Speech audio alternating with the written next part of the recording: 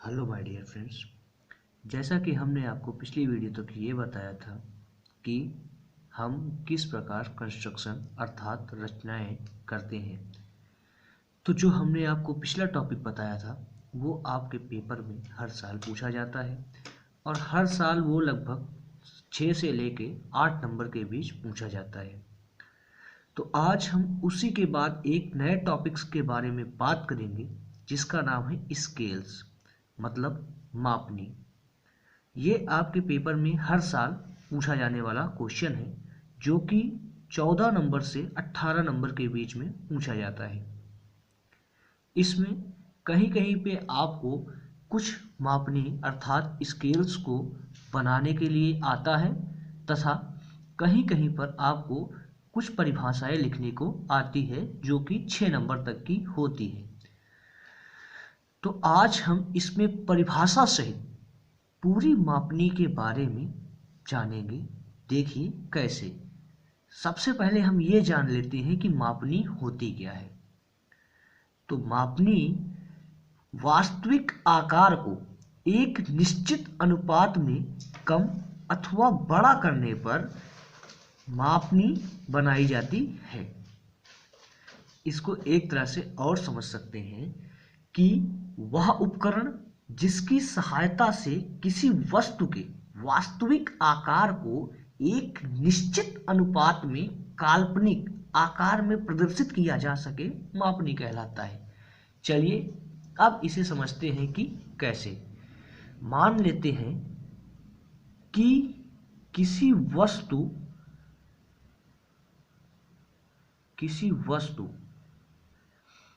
का वास्तविक आकार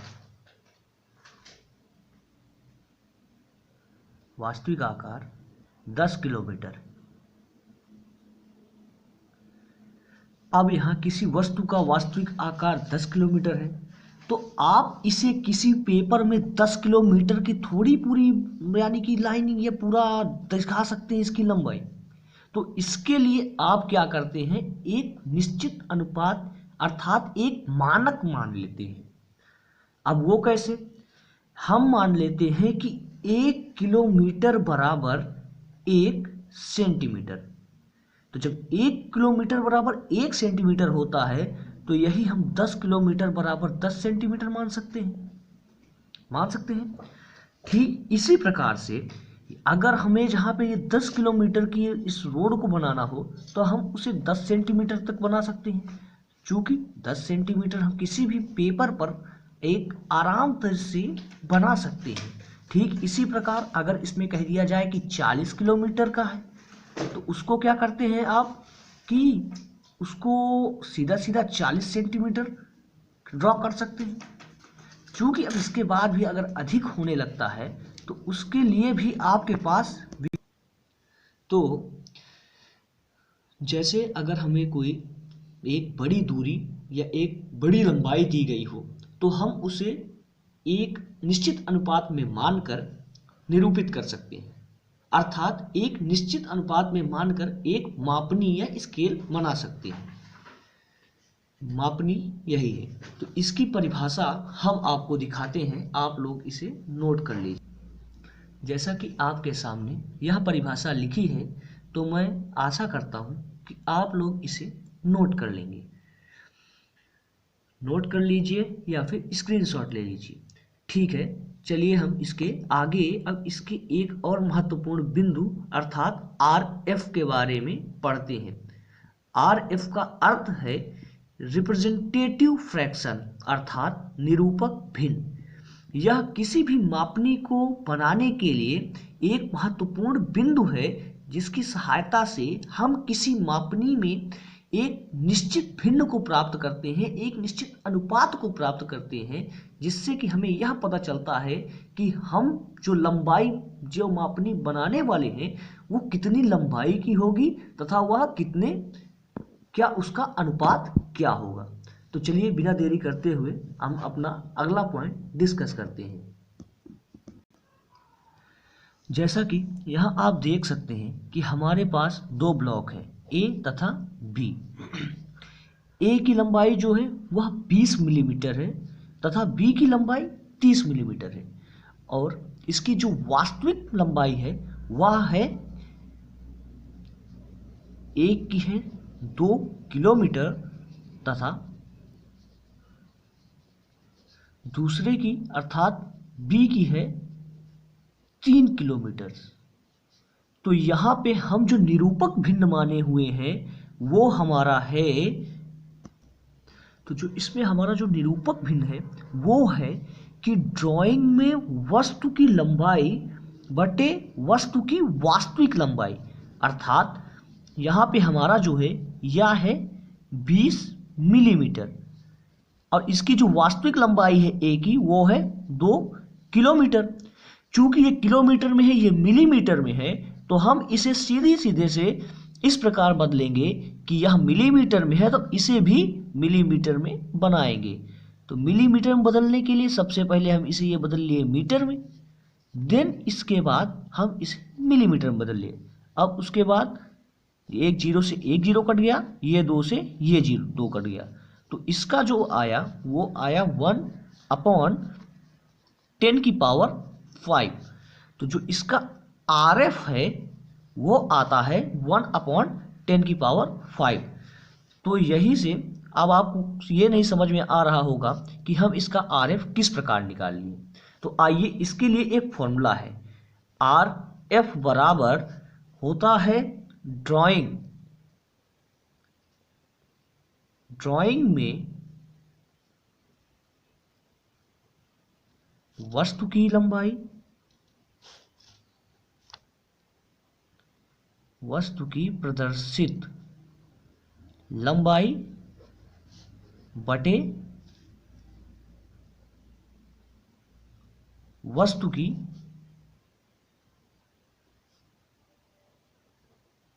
वास्तविक लंबाई। अब इसी बात को आप यहाँ पे समझ सकते हैं कि यहाँ हमारी जो ड्राइंग में वस्तु की प्रदर्शित लंबाई थी वह 20 मिलीमीटर थी, ठीक है, और जो उसकी वास्तविक लंबाई थी वह 2 किलोमीटर थी। तो अब हमने इसी फॉर्मूला के अनुसार ड्राइंग में वस्तु की प्रदर्शित लंबाई, तो ड्राइंग में वस्तु की प्रदर्शित लंबाई जो थी वो 20 मिलीमीटर थी, तो हमने 20 मिलीमीटर रख लिया। उसके बाद जो उसकी वास्तविक लंबाई थी वह 2 किलोमीटर थी, जब वह 2 किलोमीटर थी तो हम नीचे 2 किलोमीटर लिख लिए। अब एक बात आपको तो यह भी पता है कि हमें किसी भी विमा की इकाई को बराबर करना होता है, अर्थात यूनिट को बराबर करना होता है। उसके लिए हम यह मिलीमीटर में था तो हम इसे भी मिलीमीटर में बदलेंगे। तो ठीक उसी प्रकार यह मिलीमीटर में था तो हमने इसे भी मिलीमीटर में बदल लिया। अब मिलीमीटर में बदलने के बाद इन दोनों को डिवाइड कर दिया, जो जो इनसे कट रहा था तो काट दिया, 1/10⁵ प्राप्त हुआ हमें, ठीक है। तो इसी प्रकार से हम किसी भी वस्तु का निरूपक भिन्न अर्थात RF फैक्टर निकालेंगे। अब इसका यूज क्या है, इसका यूज हम आगे बताएंगे। तो इसकी कुछ प्रॉपर्टीज होती हैं अर्थात विशेषता या गुण होता है, वो क्या होता है देख लीजिए। सबसे पहला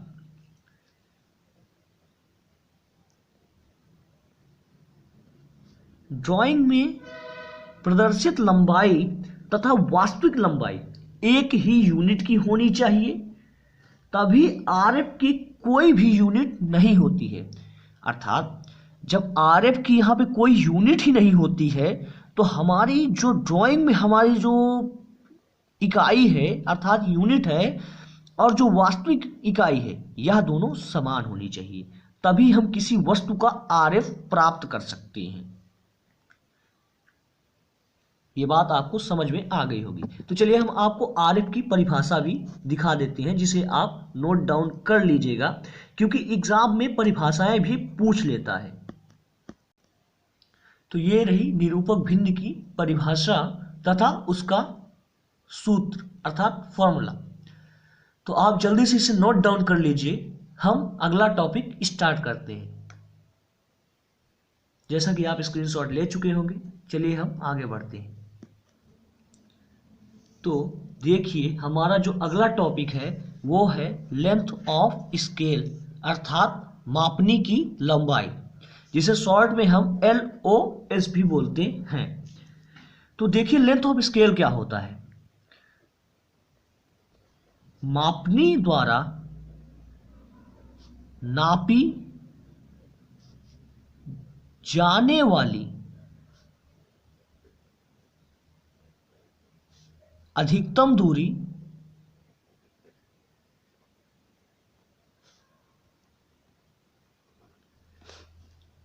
तथा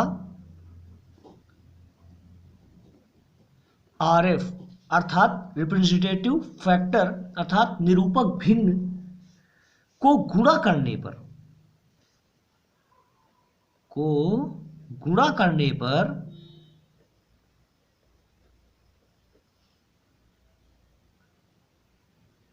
मापने की अधिकतम लंबाई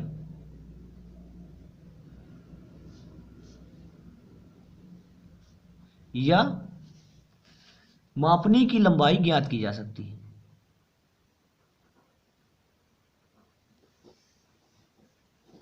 लंबाई ज्ञात की जा सकती है।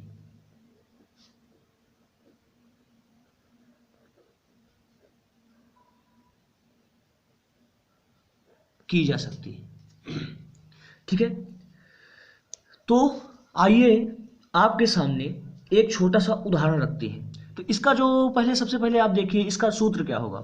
तो इसका जो सूत्र होगा अर्थात LOS बराबर RF गुणे मापी जाने वाली अधिकतम दूरी। मापी जाने वाली अधिकतम दूरी।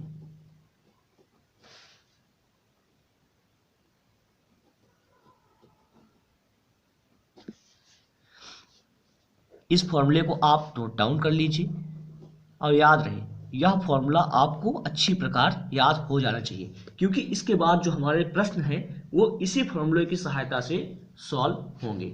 अब देखिए इसका हम इस्तेमाल कैसे करेंगे। तो इसके लिए आपको एक उदाहरण देते हैं कि 1 मीटर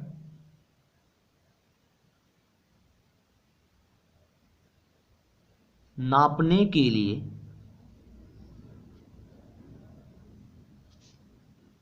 एक मापनी खींचिए।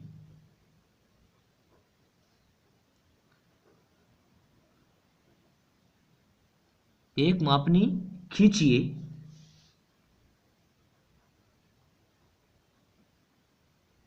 जिसमें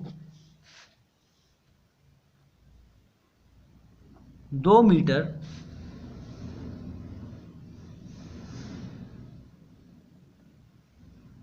की दूरी 6.4 सेंटीमीटर से प्रदर्शित हो। तो इसके लिए आपको मापनी खींचिए। ये 1 मीटर नहीं, मीटर नापने के लिए एक मापनी खींचिए। तो सबसे पहले आप इसका RF निकालिए। RF कैसे निकालेंगे? ड्राइंग में दी गई माप बटे उसकी वास्तविक माप। तो ड्राइंग में जो दी गई माप है वो आपकी 6.4 सेंटीमीटर है, इसको इसी प्रकार रख लीजिए। और जो वास्तविक माप है वो 2 मीटर है, ये 6.4 सेंटीमीटर। अब इसको आप एक ही यूनिट में कन्वर्ट करेंगे। तो 6.4 सेंटीमीटर, तो ये मीटर है, इसको सेंटीमीटर में आप कन्वर्ट करेंगे 2 × 100 कर देंगे, राइट। यहां से दशमलव हटाएंगे, एक इधर 0 बढ़ा लेंगे, ठीक है। तो अब उसके बाद देखिए इसको कट कर लीजिए। 2 1 = 2 एंड 2 3 = 6, 2 2 = 4, ठीक है।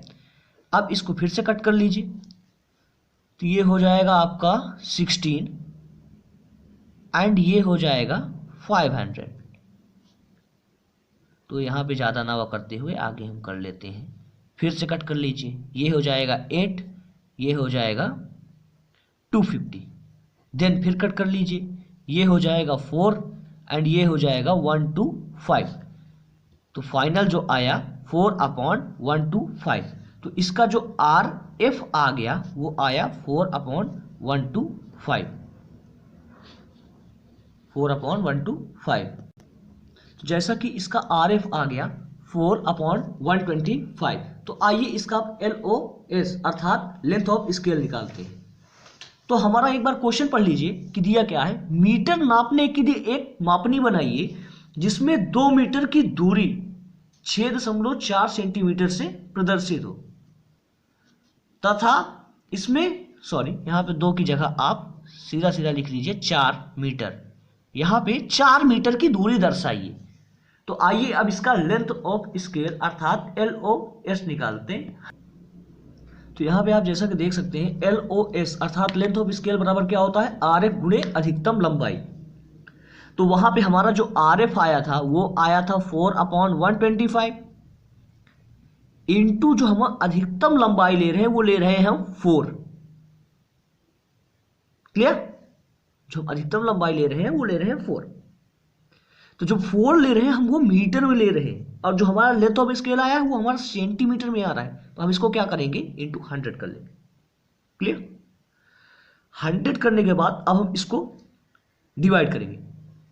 तो जब 25 से करेंगे तो 25 5 जा 125 एंड देन ये हो जाएगा 25 4 जा 100। तो अब हम इसको कंप्लीट इसका लेंथ ऑफ स्केल निकालेंगे। तो 4 4 जा 16 4 जा 64 64/5। अब हम इसको डेसिमल में निकालेंगे क्योंकि हम जो भी वैल्यू निकालेंगे वो सेंटीमीटर में निकालेंगे। अब सेंटीमीटर में निकालने के पीछे एक रीजन है। वो रीजन ये है कि आपके पास जो स्केल है जिससे कि आप लाइन ड्रॉ करेंगे उतने सेंटीमीटर की, वो आपके पास सेंटीमीटर स्केल है, सेंटीमीटर और मिलीमीटर है। हम चाहते हैं इसे मीटर में भी निकाल सकते थे बट इसके लिए आपके पास स्केल नहीं है। तो चलिए हम इसको वो कर लेते हैं। 5 1 जा 5, ये हो जाएगा 5 1 जा 5, 1 कैरी इसके पास गया, 5 2 जा 10, देन 4 5 8 जा 40। क्लियर? अब आगे देखते हैं। तो हमारा जो लेंथ ऑफ स्केल आया 1 2 यानी कि 12.8 सेंटीमीटर आया length of scale. Length of scale हमारा कितना आ गया, 12.8। तो आई होप आपको इतना समझ में आ गया होगा। तो आज हम इसे यहीं तक छोड़ते हैं। कल हम मापनी के प्रकारों के बारे में चर्चा करेंगे जिसमें से 2 प्रचलित प्रकार हैं जिनके बारे में मैं आज आपको बता देता हूं। सबसे पहला प्रकार जो होता है हमारा वो होता है प्लेन अर्थात सिंपल यानी कि साधारण मापनी, और जो दूसरा होता है वो हमारी होती है विकर्ण मापनी अर्थात डायगोनल मापनी। तो हम इनके बारे में कल चर्चा करेंगे। आज के दिन बस इतना ही। तो आशा करते हैं आपको जितना भी समझाएं ये समझ में आ गया होगा। इसमें सबसे ज्यादा जरूरी है आपका RF and length of scale. इन दोनों को आप अच्छे से समझ लीजिएगा।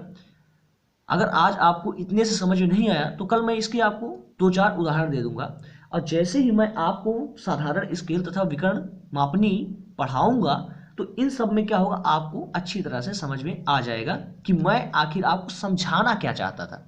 ठीक है? तो चलिए ठीक है, ये बहुत ही मोस्ट स्कोरर टॉपिक है, इसलिए आप जो भी है इसे अच्छे से समझ लीजिएगा। इसमें थोड़ी सी आपको परेशानी होगी लेकिन जैसे जैसे ही मैं आपको सेकंड वीडियो प्रोवाइड करवाऊंगा आपकी सारी परेशानियां दूर हो जाएंगी और आपको सब कुछ अच्छी प्रकार समझ में आ जाएगी। तो ठीक है, आज के लिए इतना ही। धन्यवाद।